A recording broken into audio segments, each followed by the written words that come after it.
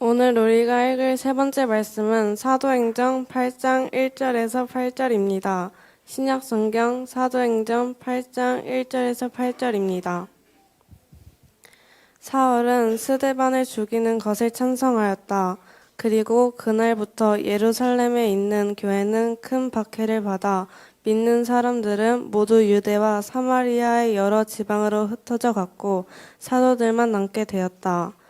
경건한 유대인들이 스데반의 장례를 치르고 그의 죽음을 몹시 슬퍼하며 울었다. 그러나 사울은 교회를 파괴하며 미친 듯이 집집마다 돌아다니며 남녀를 가리지 않고 믿는 사람들을 끌어내어 모두 가두어 버렸다. 흩어진 신사들은 가는 곳마다 기쁜 소식을 전하였다. 빌립이 사마리아의 한 도시로 가서 그들에게 그리스도를 전하자 군중들은 빌립이 하는 말을 듣고 그가 행하는 기적을 보면서 하나같이 그의 말에 귀를 기울였다. 더러운 귀신들이 많은 사람들에게서 큰 소리를 지르며 떠나가고 많은 중풍병자와 안진뱅이가 나아 그 도시에는 큰 기쁨이 있었다. 아멘. 이는 거룩하신 하나님의 말씀입니다. 잘했어요. 네. 자, 오늘 말씀은요, 우리 어제에 이어서 우리 웩 국제선교회 국제선교동원 우리 부대표로 계시는 우리 장창수 선교사님 통해서 우리가 말씀을 배우도록 하겠습니다. 은혜의 시간 되시기를 바라겠고요. 우리 친구들도 오늘 잘 집중해서 목사님이 아니지만 또 새로운 목사님과 함께 호흡하면서 오늘 말씀을 나누셨으면 좋겠습니다. 우리 나오실 때 우리 환영한다는 뜻으로 박수 한번 칠까요? 네. 네, 환영하고 기대합니다.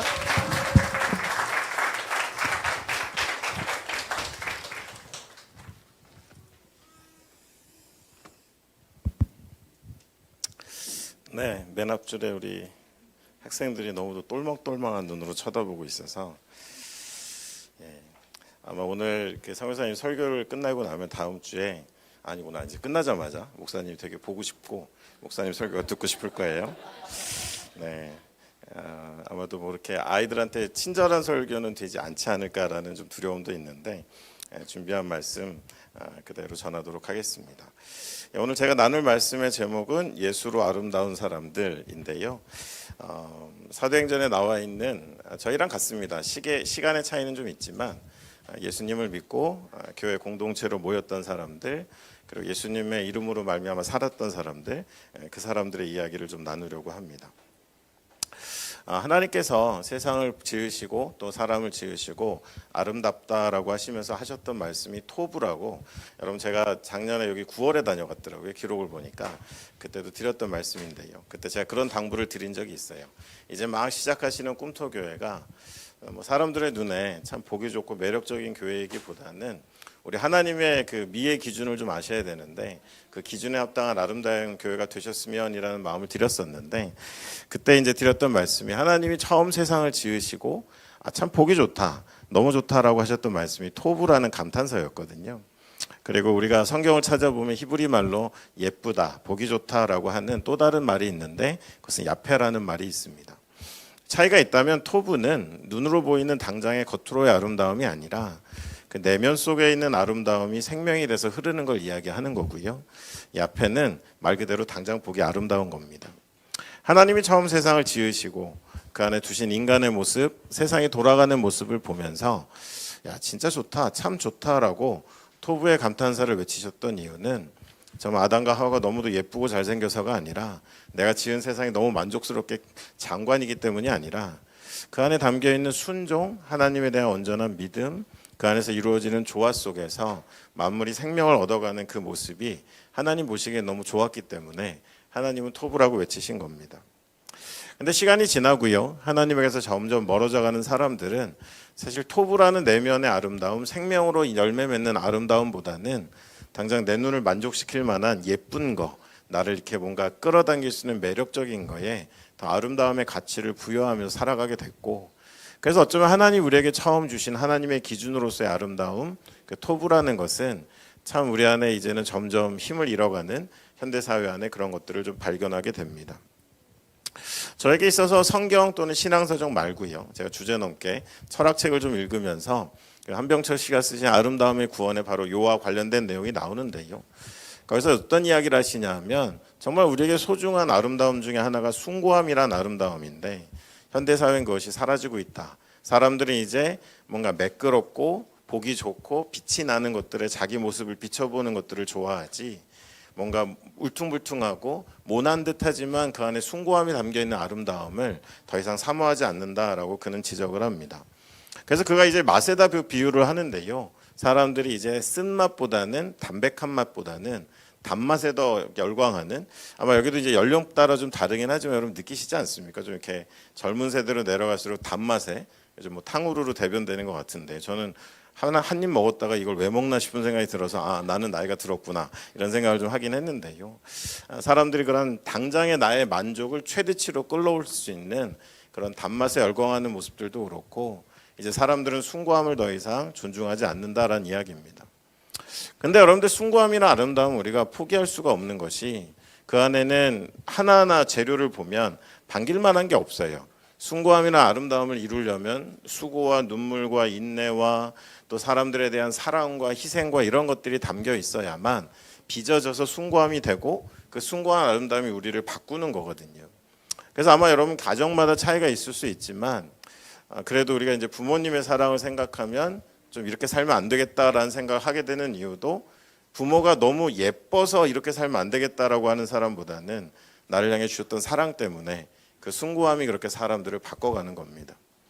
여러분들 어떤 인생을 살아오셨는지 저는 잘 모르지만 우리가 이렇게 주일날 한 자리에 예배할 수 있는 것도 어쩌면 십자가라고 하는 숭고함의 아름다움의 정점에 있는 그 십자가를 만났기 때문에, 내가 뭐라고 하나님이 나를 위해 대신 죽으시고, 내가 뭐라고 나의 모든 죄를 대신해서 그분이 고통당하시고, 내가 뭐라고 하나님이 우토록 우리를 자기를 낮추셔서 우리를 사랑하셨냐라는 것들이 참 우리를 내 맘대로는 살 수 없게 만드는 힘이 있었던 것, 바로 그것이 숭고함이란 아름다움인 것 같습니다. 그 철학자는 그렇게 이야기합니다. 숭고함을 잃어버린 세상의 매끄러움은 이제 누군가를 바꾸는 힘이 아니라 끊임없이 그의 욕구와 그의 만족을 자극하기 때문에 자기를 위해 살고 자기의 만족을 추구하는 삶이 더 강력해지는 것이 오늘날의 야페라는 아름다움의 기능이고, 숭고함이란 숨겨진 아름다움은 사람을 바꾸는 힘이 있다라고 합니다. 여러분, 제가 서론으로 이런 말씀을 드리는 이유가 있어요. 예수 그리스도를 믿는다, 예수를 만난다, 예수 그리스도의 십자가 안에 우리가 들어간다라는 여러 가지 표현들이 가능한데요. 그 안에서 우리가 나타나는 아름다움은 이전보다 겉보기에 좀 멋지고 예뻐지는 것이 아닌, 뭔가 이전과는 다른 내면으로부터 갖고 있는 아름다움이 흘러서 생명이 되는 그런 아름다움들을 나타내는 사람들이 바로 예수를 믿어서 변화되는 사람들이더라는 것입니다. 다 그런 건 아니지만 때로는 이전보다 잘 나가지 않을 수도 있고요. 때로는 이전보다 외모가 저희 나이 들어가니까요. 그리고 뭔가 우리 안에 이전보다 화려함이 없을지 몰라도 무언가 그 사람이 하는 말, 그 사람이 살아가는 삶, 그 사람이 주변에 베푸는 것들을 통해서 그것이 생명이 되고 또 다른 사람들을 살려 나아가는 일들이 일어났을 때, 저는 오늘 설교 제목인데요, 예수로 인해서 아름다운 사람들, 예수로 인해서 진정한 아름다움이 들어간 사람들이다라고 우리는 말할 수 있을 것입니다. 바로 오늘 제가 여러분들과 나누려는 이야기가 바로 예수로 아름다웠던 사람들의 이야기를 하려고 하는 것입니다. 오늘 본문 속으로 한번 들어가 보면요, 여러 가지 사도행전에 유명한 인물들이 등장하지만 저는 오늘 막 엄청난 인물을 등장시키기보다는 그냥 이 공간 안에 있는 성인들이겠지만요, 누구와도 같을 수 있는 두 사람에 대한 이야기를 좀 시작해 보려고 합니다. 스데반과 빌립의 이야기인데요, 여러분 잘 아시는 것처럼 사도행전 2장을 읽어보면, 제가 오늘 성경을 막 찾지는 않겠습니다. 일단 제가 성경을 찾지 않기로 한 건 잘한 것 같아요. 여러분 성경 되게 많이 읽으시네요, 예배 시간에. 저희는 한 절 읽고 끝나는데, 그래서 오늘 성경을 막 찾으라고 그래서 오늘 소화불량일 뻔했다 이런 생각도 했는데, 좀 제가 대부분 이야기식으로 하겠습니다. 사도행전 2장에 보니까 성령이 약속하신 성령이 임하세요. 그래서 이제는 좀 부족했던 것 같은 사람들이 막 각양방언으로 하나님의 큰일을 이야기하면서 이제는 성령 안에 구별된 하나님의 사람들의 공동체가 시작이 됩니다. 그런 가운데 은혜를 더하고 그 안에 사랑이 넘치는 그런 공동체였지만, 물론 이제 사람들이 모인 곳이라 거기에도 문제가 있었습니다. 그래서 구제일 뭔가 분배하는 일에 있어서 자꾸 좀 뭔가 사람들의 언짢은 소리들이 나오니까 이제 사도들이 이전에 모든 걸 관장하다가 이제 우리도 우리의 일을 도울 사람들을 좀 세워야겠다라고 해서 7명의 집사를 세우게 되죠. 그리고 그 7명의 집사들을 세울 때 그냥 헌금 많이 한 사람 이렇게 안 했고요. 뭐 예쁜 사람 이렇게 안 했습니다. 성경을 읽어보니까 뭐라고 얘기했냐면 성령과 지혜가 충만하여 사람들의 칭찬을 받는 사람들 가운데 어렵죠. 7명을 선발해서 그 가운데 이름이 거명된 스데반과 빌립의 삶을 한번 따라가 보려고 합니다. 스데반과 빌립은 이렇듯 공동체를 섬기는 역할을 부여받은 사람들입니다. 명확한 그들의 역할은 이 공동체에서 구제와 이런 나눔이 정확하게 잘 이루어지고 있는지를 관리하는 그런 역할을 맡는 사람으로 세움을 받았습니다. 그런 직분자였는데 우리가 기억해야 될 건 뭐냐면 여러분들 교회가요, 뭐 오늘날 교회가 더 그런데 큰 교회 가보면 직분이 엄청 많습니다. 어떤 교회 갔더니 성도님들은 한 5천여 명 되는데 장로님들이 한 200여 명 되시더라고요. 그래서 저는 우와, 그 당회 들어가면 정말 무섭겠다 이런 생각이 들었습니다. 전 장로님 한 분만 뵈도 막 긴장되는데 직분이 되게 많아요. 또 커지면 뭐 역할들도 많이 나눕니다. 근데 여러분 그러면서 오늘날의 교회들이 좀 착각하는 게 있어요. 그 직분을 열심히 하고 그 직분의 어떤 능력을 발휘하면 나는 하나님 앞에서 굉장히 도리를 다했다라는 생각을 하시는 분들이 많은 것 같습니다. 근데 여러분 기억해야 될 것은 교회에 어떤 직분을 맡든지 그것보다 우선하는 건 뭐냐면 먼저 그리스도인이 돼야 되는 거고요. 먼저 복음의 증인이 돼야 되는 것입니다. 그러니까 어떤 교회 공동체에서 맡은 일을 잘하는 게 능사가 아니라 모든 역할은 우리가 나눠 맡은 것인데 그 이전에 예외 없이 모든 사람들이 살아가야 될 삶의 모습은 그리스도를 사랑하는 예수 믿는 그리스도인이 되는 거고 또 그리스도의 복음을 증거하는 증인이 되는 것은 누구에게나 공통적인 거지 전도대가 따로 있고 뭔가 전도 안 하는 사람이 따로 있는 것은 아니다라는 말씀을 드리는 겁니다. 제가 일전에 이제 지역교회 선교 담당을 할 때도 가만히 보면 제일 같이 선교할 때 힘들었던 분들이 누구냐 하면 사실 지금은 너무도 좋은 분들인데요. 저한테는 이렇게 기능이 확실한 의료 선교부 이런 분들이 좀 힘들었었습니다.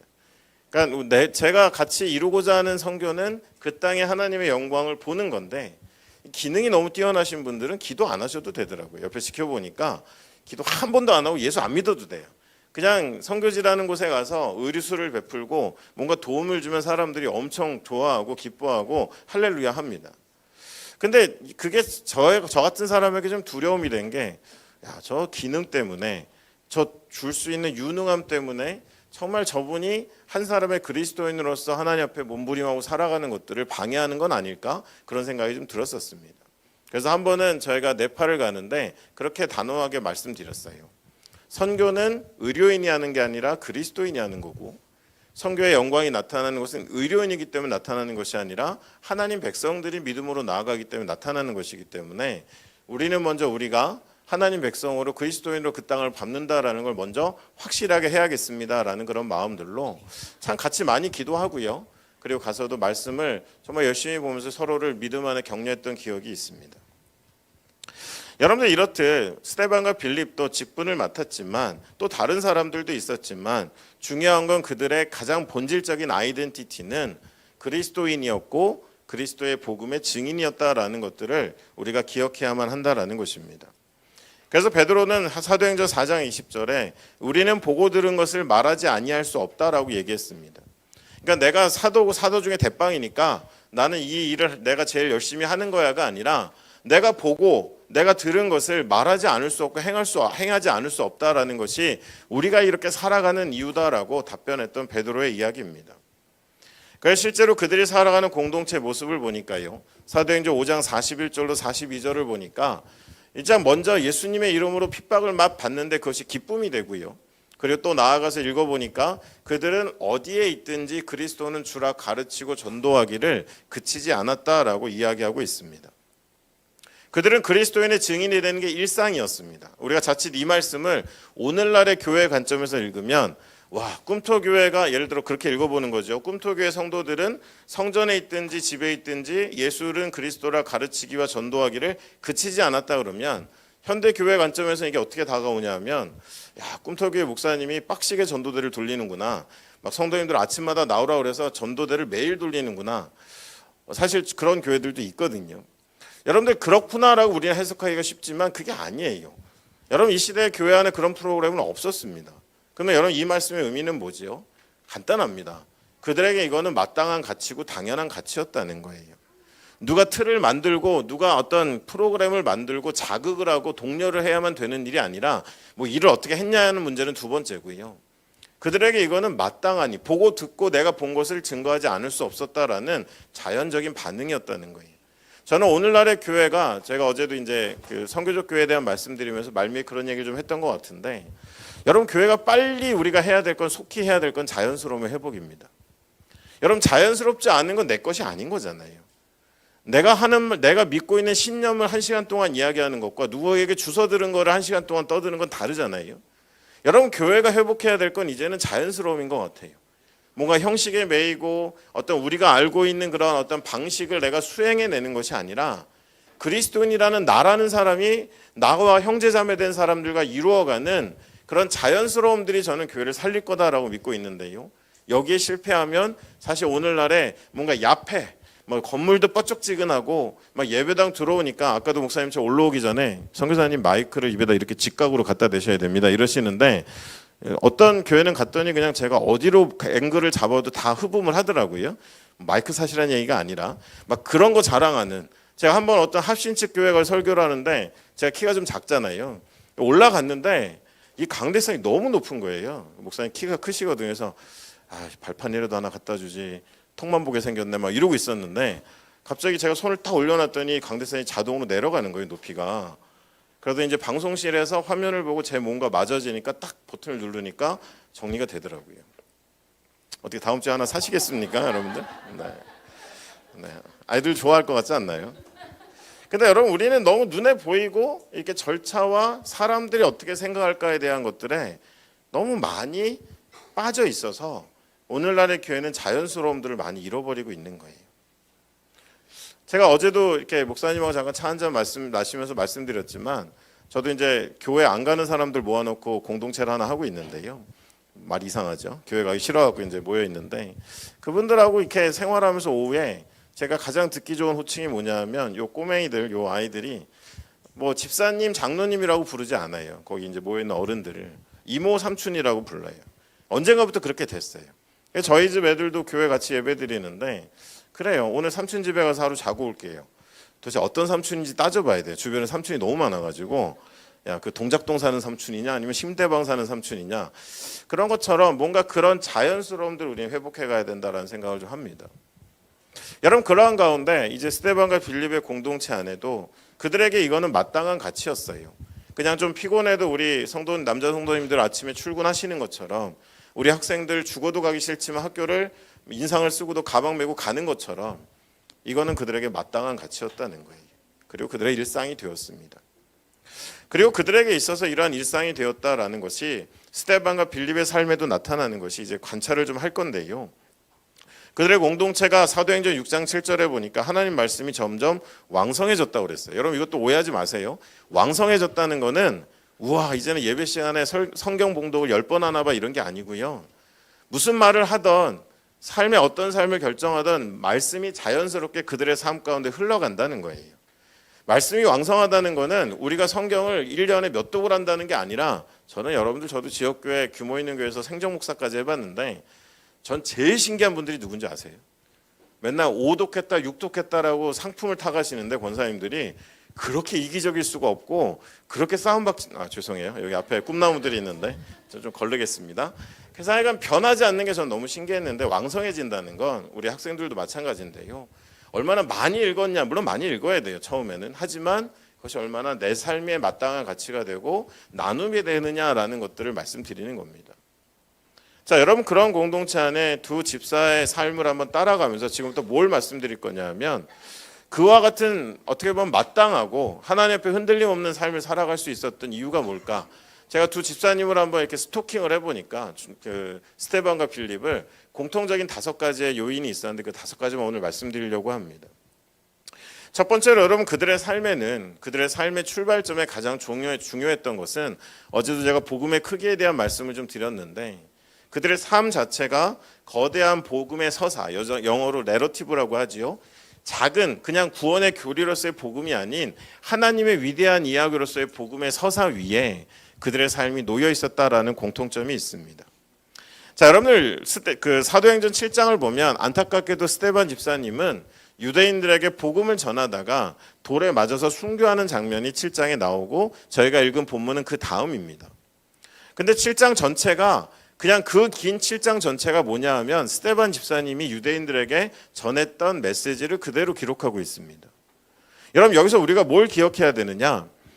여러분들 유대인들 보통 사람 아니거든요. 근데 우리가 6장을 읽어보면 스데반하고 말싸움에서 유대인들이 안 돼요. 지혜도 감당을 못해요. 성령의 사람인데다가 말씀을 얼마나 잘 아는지 유대인들이 뭔가 해보려고 다가왔지만 연전연패당하고 스데반을 감히 어찌할 수 없어서 분노가 끓어오르는 그런 상태였습니다.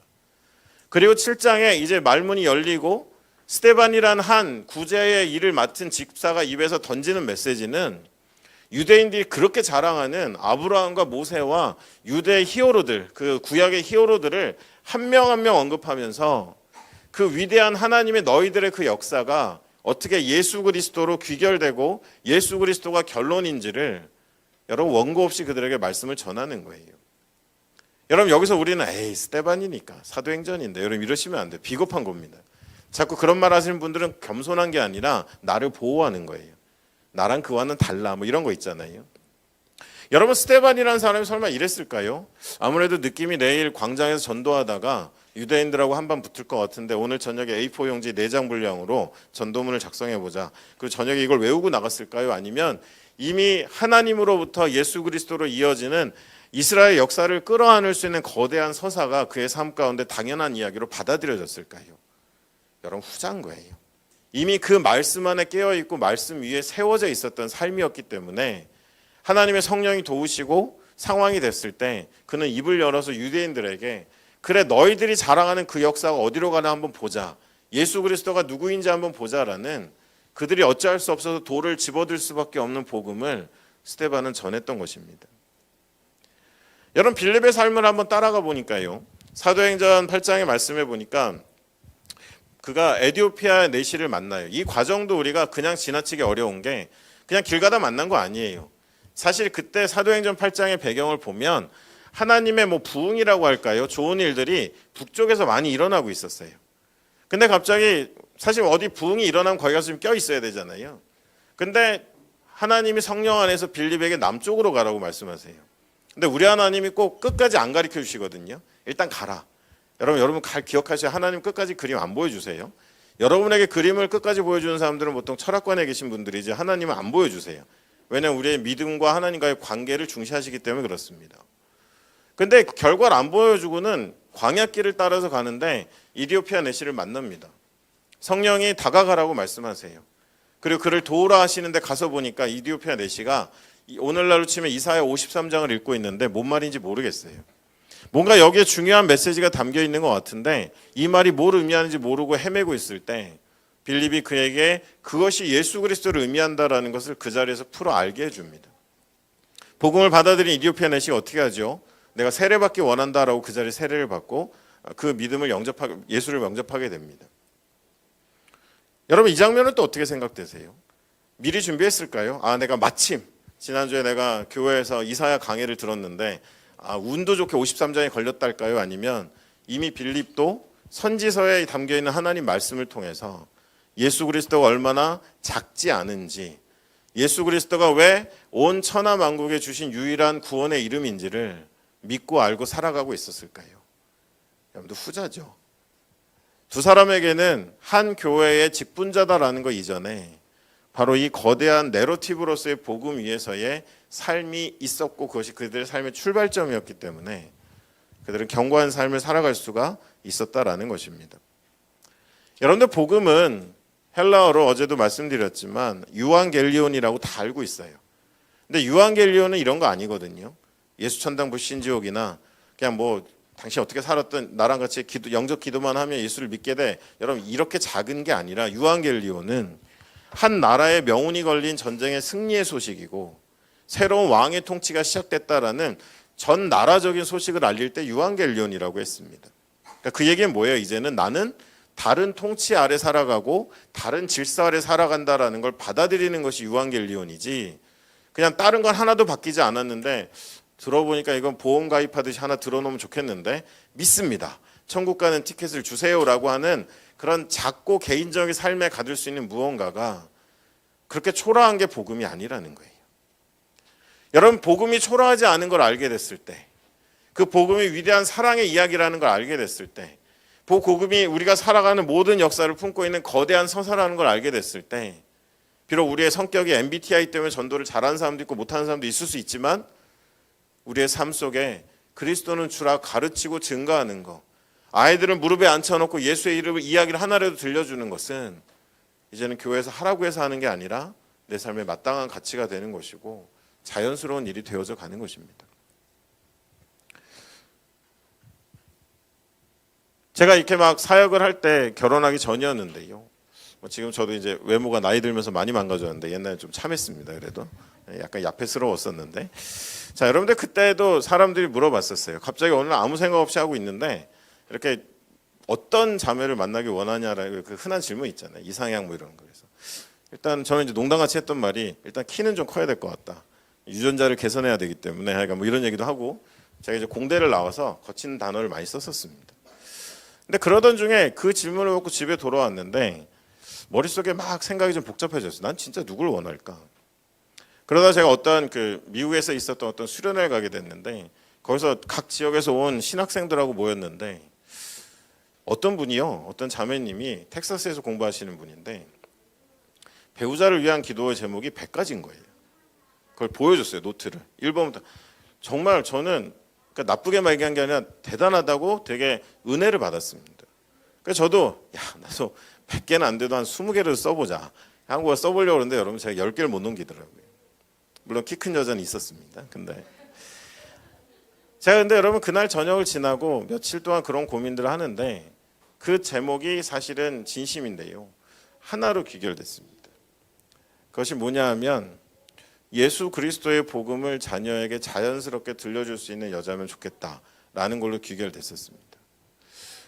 어떤 폼을 잡고 형식을 갖추고 아이들을 강제하는 게 아니라 일어난 삶의 일들 속에서 예수 그리스도가 너희들 안에 함께 있다라는 것들을 지혜로 성령 안에서 나의 경험 속에서 나의 깨달음 속에서 들려줄 수 있는 사람이라면 평생 같이 살면 좋겠다라는 생각을 하게 되었었습니다.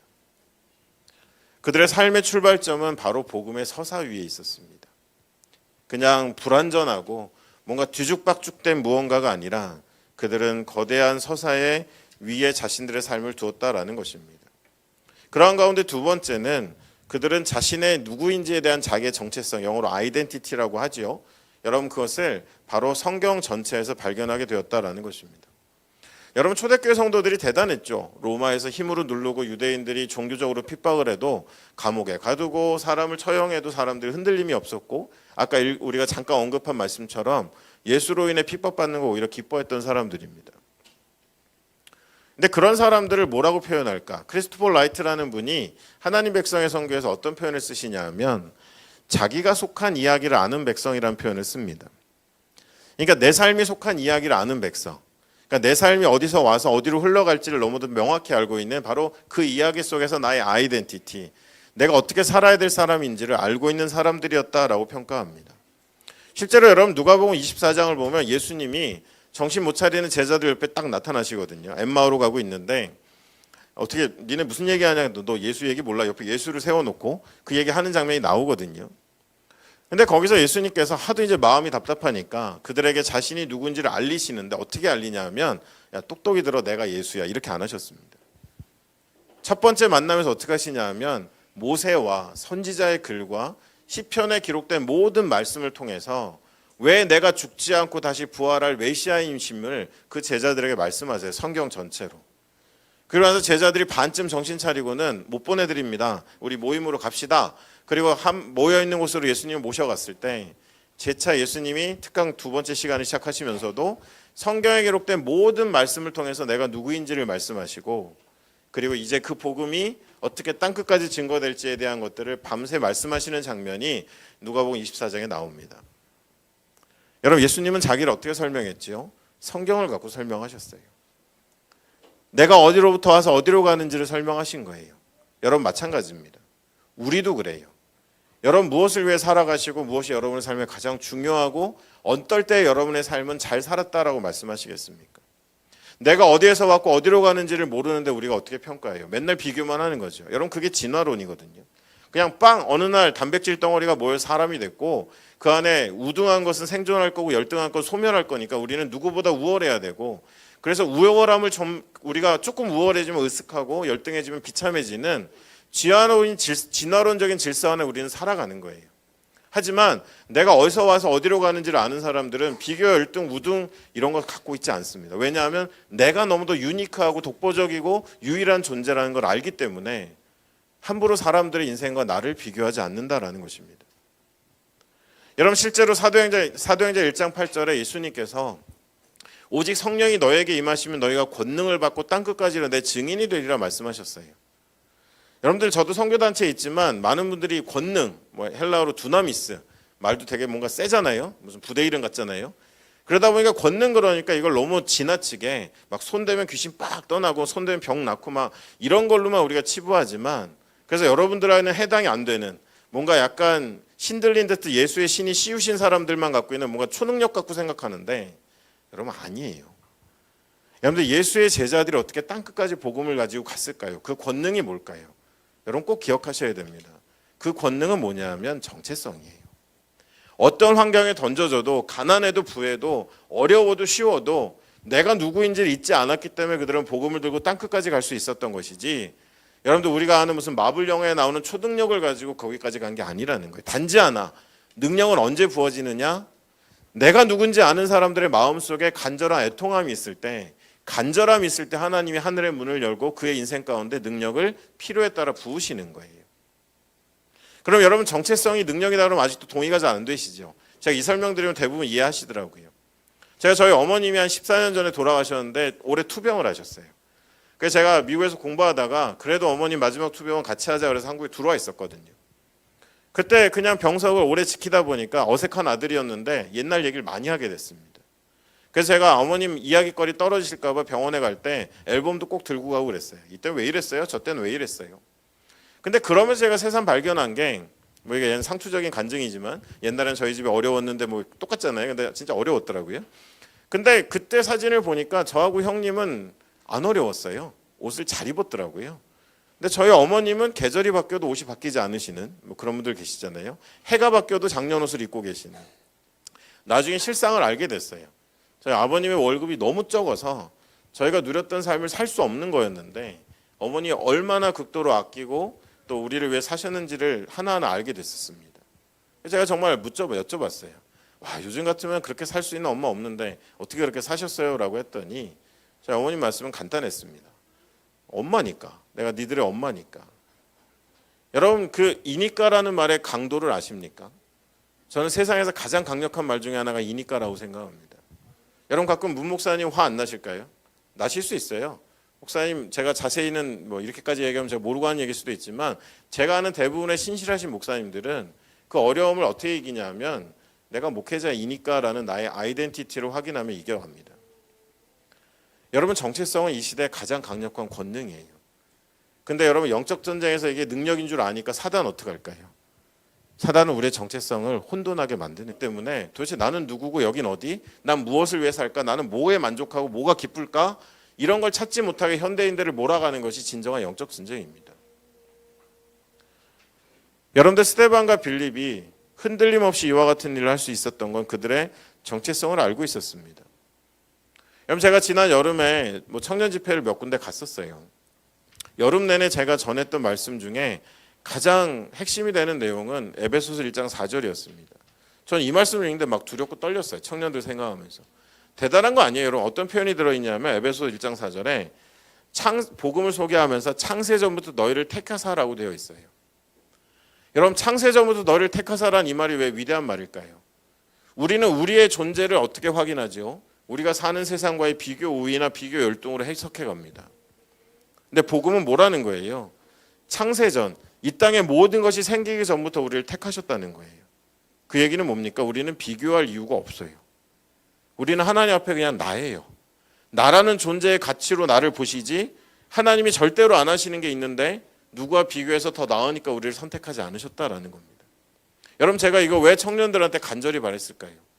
제가 청년들 만나고 저도 사역하면서 어울려 보니까 어른들도 심한데, 사실 우리 여기 남자 성도님들도 많은데 제가 한 40, 50대 선교사님들 뭐 단체장들 모임 가면 가끔 좀 피곤해요.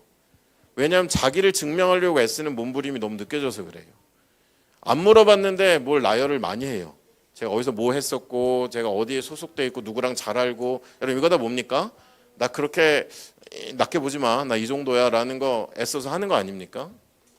여러분, 청년들이 그게 좀 심해졌어요. 뭔가 이렇게 자기를 사람들이 업신 여길까 봐 자기를 과장하고 포장하고 위장하고 자기의 본 가진 것보다 무리하고 하는 일들이 많은 이유가, 제가 와서 꽂힌 단어가 인정투쟁인데요. 바로 인정투쟁으로 평생을 살아가는 거예요. 여러분, 조금 어려운 얘기, 뭐 이렇게 편한 얘기가 아니실 수도 있지만 세상은 진화론이 지배하고 있어요. 과학이론이 아니라 우리는 그렇게 살아가는 거예요. 비교하면서. 그리고 그 안에서 인정투쟁을 벌입니다. 그래도 내가 집을 한 40평짜리 아파트 산다고 하면, 동탄 2 산다고 그러면은 사람들이 나를 업신여기진 않겠지. 여러분, 어떻게 하든 인정받으려는 인정투쟁으로 우리는 가득 차진 세상을 살고 있을 때 하나님 뭐라고 말씀하시냐면, 창세전부터 너희를 택했다고 말씀하시는 거예요. 너희는 나의 비교 대상이 아니라는 거예요. 누군가보다 예뻐서 너희를 선택한 게 아니다라는 우리만의 고유가치, 상대가치가 아닌 고유가치에 대해서 복음은 이야기하는데, 저는 청년들이 그걸 좀 알았으면 좋겠다라는 간절한 마음이 내내 있었습니다. 여러분들은 어떠세요? 그냥 복음을 앞에다 놓고 여러분의 마음속에 여러분이 갖고 계신 고유가치를 감사하고 계십니까? 아니면 여전히 대부분의 나의 일상은 상대가치의 우위를 점하기 위한 삶으로 가득 채워져 있습니까? 여러분들, 그들의 삶의 정체성은 바로 이런 하나님의 복음 전체적인 이야기 가운데 있었고요. 세 번째로 그들의 모든 삶의 방식은 믿고 순종하는 삶이 그들의 삶 가운데 있었다라는 것입니다. 성령의 사람들이었죠. 그래서 하나님 이끄시는 대로 말하고 이끄시는 대로 그들의 걸음을 옮길 수 있었습니다. 근데 여러분, 성령이 사라지면 그 삶의 판단을, 우리의 결정은 누가 할까요? 네, 제 재량적 판단이 하는 거고, 상황적 판단이 하는 거고, 세상의 다수의 판단을 따라가는 겁니다. 내가 성령의 사람인지 아닌지 어떻게 알 수 있을까요? 당장은 내가 기도를 하는가부터 점검을 해야 되고요. 또 한 가지는 나의 결정 가운데 얼마나 성령과의 상호작용이 있었는지를 우리는 점검해 봐야 됩니다. 없다. 그런 적이 최근에 없다. 여러분, 점점 성령이 여러분 안에 일하시는 것들이 제한받을 수밖에 없어요. 우리는 조급함으로 인정투쟁으로 가득하고 비교의와 비교열등으로 가득한 세상에서 정말 조금도 고민하지 않고 더 나은 선택을 하기 위해 재량적 판단을 하고 사람들의 판단을 기웃거리면서 점점 성령의 존재감이 우리의 삶 가운데 사라지고 있는 것. 여러분, 이건 굉장히 두려운 이야기인데요. 우리는 우리를 점검해 봐야만 한다라는 것입니다. 그들은 믿고 순종했다라는 거예요. 여러분들, 저는 바울에 대해서 현대 그리스도인들이, 또 저 같은 사역자들이 너무 큰 오해를 갖고 있다고 생각합니다. 바울은요, 뭐 어떤 분은, 제가 선교단체 갔더니 텐트 메이킹, 막 전문인 선교의 어떤 전략가로 배웁니다. 신학교에 갔더니 바울 신학, 저는 바울 신학도 잘 모르겠는데 무슨 김세윤 박사님하고 엔티 라이트하고 누가 뉴 바울 관점이냐 이런 거 갖고 또 막 논쟁하는데, 논쟁을 하시는데 저는 양쪽 글을 읽어도 모르겠어요, 무슨 말 하는지. 또 어디에 갔더니 목회 서신에 바울이 썼던 디모데전서나 데살로니가 이런 거 가지고 목회에 대한 전략들을 짜시는 분들이 있어요. 그럼 바울은 도대체 누굴까? 우리는 바울을 위대하다고 하지만 그러면서 놓치는 게 있어요. 전략가, 신학자, 목회자, 선교사. 아니요. 여러분들 사도행전 한번 천천히 읽어보세요. 바울은 예수님을 사랑했고요. 예수님을 만났고 이방인을 위한 복음의 사도로 부름받았고 하루하루를 믿음과 순종으로 성령 안에 살아간 것밖에 없습니다. 내가 전략가가 될 줄도 몰랐고 내가 위대한 어떤 목회자가 될 거란 생각도 해본 적이 없고 결혼도 못했고 40대에 순종하며 살아가다가 처형당했는데, 그냥 내가 갈라디아 교인들을 생각해 보니까 너무 마음이 애끓러서 편지 한 장을 썼는데, 바울이 알았을까요? 그게 성경이 될 줄? 몰랐어요. 내가 오늘 기도하고 아시아로 가려고 했는데 성령이 나를 막고, 그래서 내가 다시 한번 순종함으로 다른 데를 가는 이 나의 행적을 누군가는 기록에 남겨서 이게 사도행전이 될 줄 바울은 알았을까요? 여러분, 몰랐어요. 그냥 바울은 하루하루를 믿음과 순종으로 성령 안에 살아갔고 그 귀한 삶을 하나님이 하나님 목적으로 사용하신 것이지, 바울이 그 모든 걸 알고 있는 위대한 사람이었다라는 것은 우리를 보호하기 위한 우리의 핑계라는 거예요. 여러분, 스데반과 빌립의 삶 속에 그런 믿음과 순종이 있었고요. 그리고 네 번째로 그들의 삶 가운데는 선교적인 일상, 아까도 제가 자연스러운 말씀드렸는데, 여러분들 이 일상성이라는 것이 가장 강력한 무기가 됩니다. 여러분들 그렇잖아요.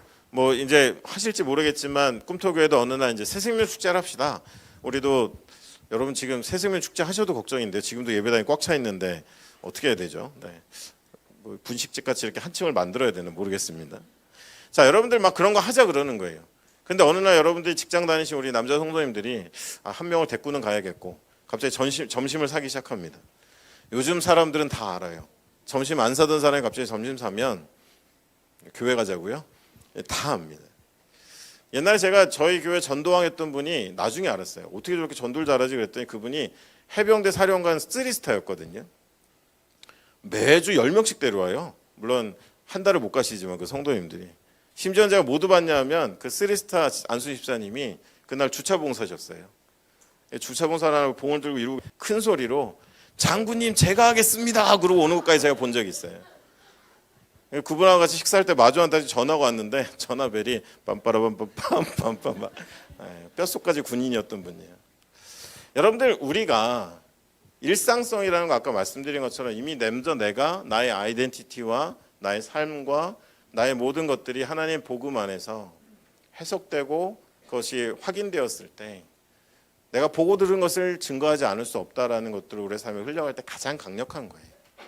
원래 착하고 성실하고 친절하고 선을 베푸는 사람이 권위를 갖게 되는 거지, 평소에 그러지 않았던 사람이 갑자기 연출을 하기 시작하면 이게 상호 그렇게 불편할 수가 없습니다. 여러분들 사도행전에 나와 있는 성도들의 아름다움은 바로 이런 일상성에 있었고 그들의 그런 일상이 종래 그들의 이웃에게 권위가 되었다라는 것입니다. 그리고 마지막으로 여러분 이것은 그들이 확인하지 않았지만 그들의 삶이 하나님의 선교라는 위대한 이야기의 일부분이 되었다는 거예요.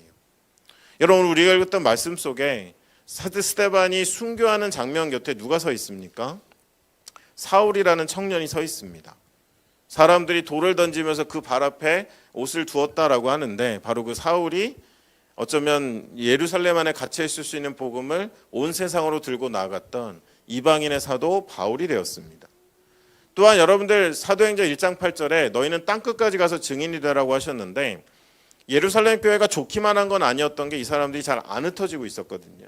예루살렘에서 너무 좋아, 복음 너무 좋아 그러고 모여 있었는데 바로 이 스데반의 순교로 인해 일어난 핍박과 많은 문제들로 인해서 사람들이 강제로 어디로 흩어집니까? 유대와 사마리아까지 흩어질 수밖에 없는, 고로 이 스데반은 그냥 복음 전하다 돌에 맞아 죽은 사람이 아니라 그의 인생을 통해 하나님의 계획이 이루어지는 역사의 일부분이 됐다는 거예요.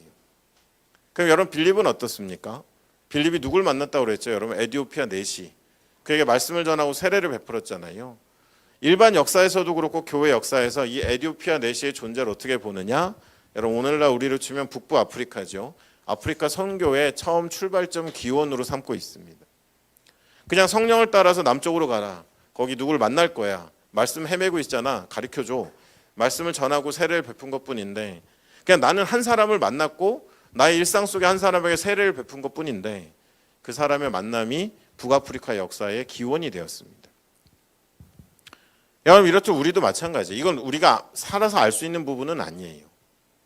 그냥 우리는 믿고 순종하고 성령 안에 살아갔을 때 내가 친절을 베푼 누군가가, 내가 섬겼던 일들이, 내가 의미를 담았던 것들이 이후에 하나님의 선교에, 하나님 역사에 소중한 한 페이지가 될 수 있다라는 것들을 여러분 우리는 기억해야 한다라는 것입니다. 말씀을 정리하면서요, 여러분들 예수로 아름다웠던 초대교회 성도들은 먼저는 자기가 속한 이야기를 알고 있었고요. 그 안에 자기의 정체성, 복음이죠. 그리고 자기의 정체성을 통해서 삶의 목적을 명확히 하고 이를 통해 주어진 환경에 믿음과 순종으로 반응하며 살아간 사람들이었습니다. 그래서 하나님은 그들의 삶을 하나님의 역사의 중요한 한 단락으로 사용하셨다라는 것입니다. 제가 사진 한 장 좀 부탁드렸는데요. 한번 첫 번째 사진 한번 띄워주시겠어요? 제가 한번 확인을 해야겠네요. 네, 지금 제가 읽었고요. 두 번째 거 띄워주시겠습니까? 그래서 여러분 제가 공대 출신이라고 그랬잖아요. 그냥 한번 그려봤어요.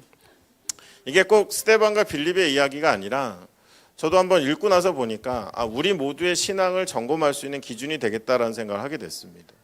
먼저 여러분 첫 단추를 잘 끼는 건 뭐라고요? 거대한 하나님의 복음의 서사 안에서 나의 삶을 두고 나의 아이덴티티를 발견하고 그리고 믿음과 순종으로 살아가면서 그 복음이 우리의 일상이 되어졌을 때 우리는 그냥 살아갔지만 하나님은 기억하시고 우리를 하나님의 역사의 한 페이지 아니 한 문장이라도 한 단어라도 우리의 삶의 의미를 사용하실 거다라는 것을 우리는 기억해야만 합니다. 어느 하나도 여러분들 우리가 소홀히 해서는 사실 시대의 견고한 신앙인이 되기는 어려운 것 같아요. 자꾸 무슨 이렇게 생명 연장하고 연명하는 것처럼 여러분 교회 공동체는 연명 치료하는 곳이 아닙니다. 행여 우리가 여러분들 그런 일 없겠지만 어려움이 있어서 내가 더 이상 꿈터교회 구성원으로 살아갈 수 없고 어딘가에 던져져도 우리 안에 예수가 있다면 우리는 다시 이 이야기들을 시작해야 되는 것이고 우리는 생명을 가진 자들이 되어야 하는 것입니다. 그냥 내가 어떤 모임 안에 사람에 기대어서 나의 신앙적인 아이덴티티를 유지하고 있다? 그건 여러분 연명치료잖아요. 여러분 그러한 것처럼 한번 내가 어느 부분에서 부족한지를 우리가 점검해 봐야겠다라는 것입니다. 이 두 사람의 삶을 따라가면서 제 마지막으로 가장 부러웠던 게 있었어요. 그것은 뭐냐 하면 그들의 생애 마지막이 너무 예수님을 닮았더라는 거예요.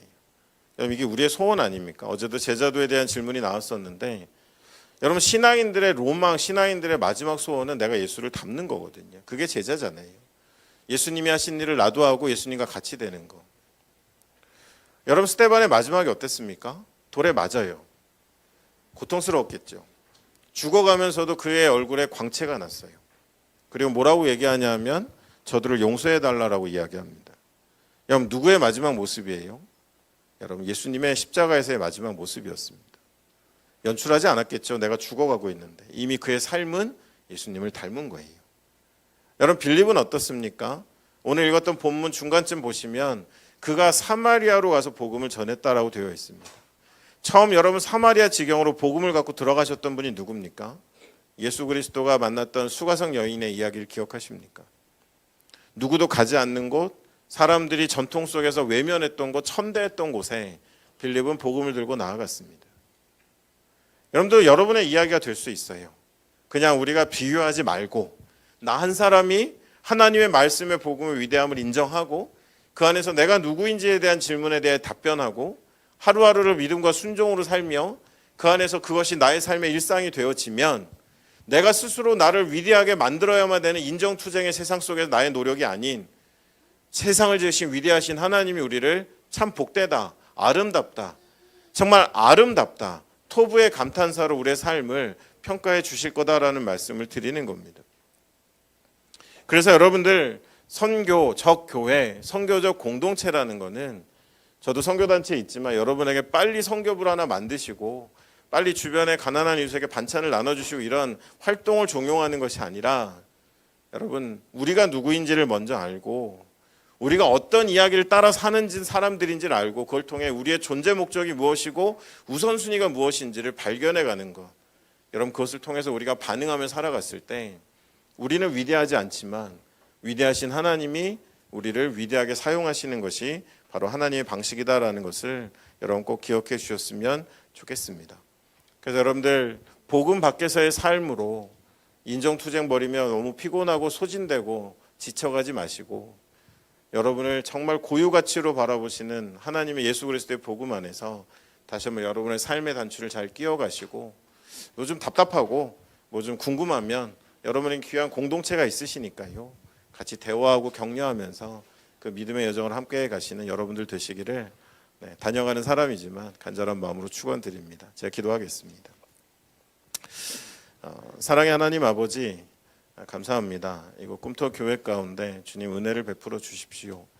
다른 어떠한 은혜보다도 모든 세대가 지금 온 세대가 모여 예배드리고 있는데 정말 진화론적인 지배적 질서 아래 우리가 아무 가치 없는 존재인 것처럼 조금 우월하면 우쭐하다가 조금 열등하면 좌절하다가 그렇게 소멸해가는 인생들이 아닌 창세전에 우리를 택하셔서 우리에게 고유 가치를 부여하신 하나님 앞에 서서 세상의 모든 역사를 품을 만한 위대한 서사인 복음 가운데 내가 누구인지를 발견하고 우리가 누구인지를 발견하고 우리의 삶에 가진 모든 것들을 믿음과 순종으로 감당하며 성령 안에서 하나님을 믿고 따르는 예수는 주라 가르치고 전도하는 것을 나의 세대 가운데 다음 세대 가운데 정말 내가 살아가는 동시대 가운데 마땅한 것으로 여기며 살아가서 우리는 그냥 살았지만 우리는 그냥 살아갔지만 하나님 우리를 기억하셨고 우리의 삶을 사용하셨다라는 그 영광 가운데 나아가는 우리 모두가 될 수 있도록 주님 도와주시고 그 일 가운데 주님께서 꿈터교회를 사용하여 주시기를